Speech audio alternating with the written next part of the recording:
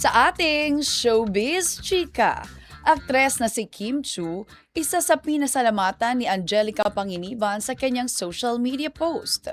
Bella Padilla iniintrigang hindi kasali. Umaabante sa balita si Abante Showbiz reporter Lane Garcia.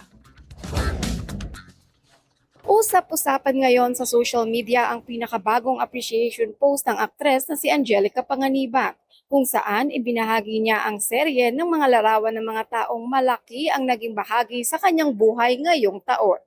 Makikita sa kanyang post ang ilan sa mga kaibigan, pamilya at malalapit na kasamahan sa industriya, kabilang na si Kim Chu. Kasabay nito ay ibinahagi rin ni Angelica ang isang makahulugang mensahe ng pasasalamat.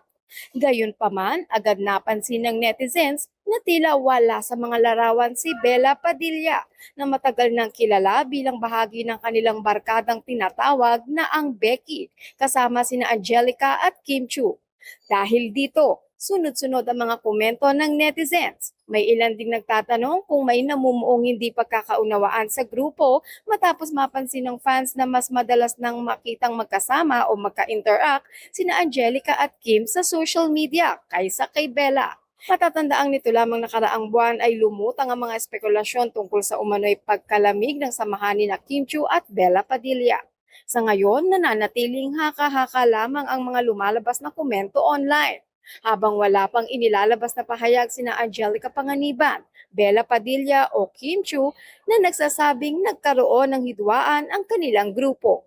Yan muna ang chika. Lane Garcia, Abante.